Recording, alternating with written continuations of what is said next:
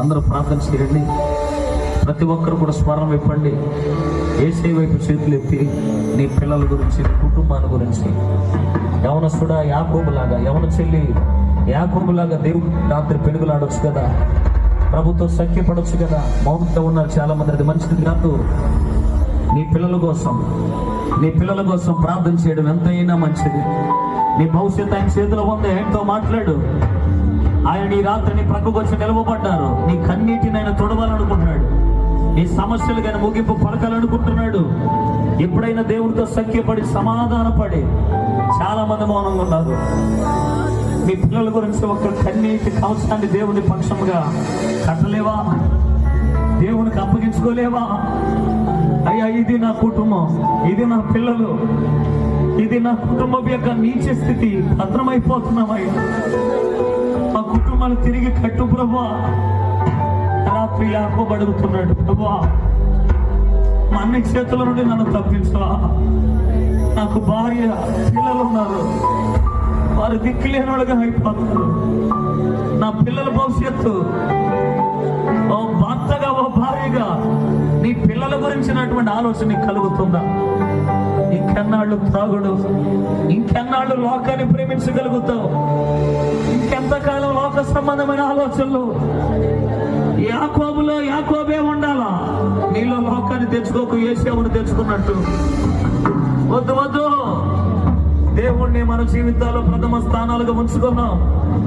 అయ్యా, నువ్వు లేకుండా బ్రతకడం నా వల్ల కాదని చెప్పి ప్రభుతో సమాధాన పడిపో, దేవుడితో సఖ్యపడిపో, ఆయన పాదాల వైపు తిరుగు, ఆయన చేతులు పట్టుకో.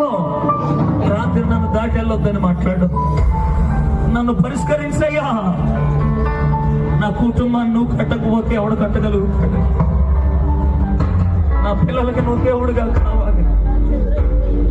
పిల్లల్ని కీడుల్లో పడవేయడానికి, మరణ వైపు లాక్కెళ్తున్న అపవాది ఉచ్చులను తప్పించు ప్రభు అని అడగొచ్చుగా.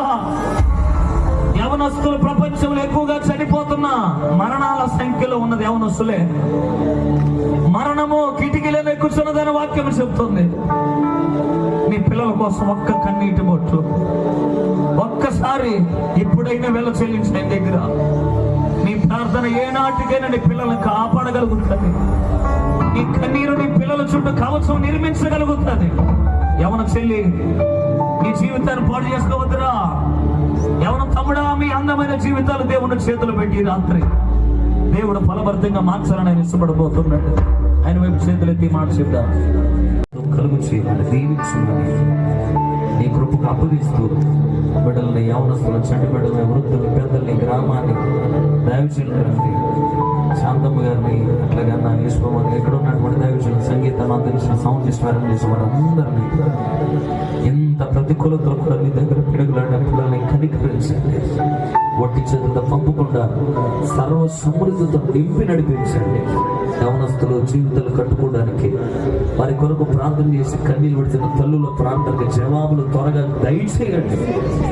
రేపు పగలు, రేపు రాత్రి కూడా ఘనంగా జరిగించి మంచి వాతావరణాన్ని ఇవ్వండి. తిరిగి మేమందరం కలుసుకునేంతవరకు నీ సన్నిధిని మాతో ఉంచున్నాను. యేసు నామములో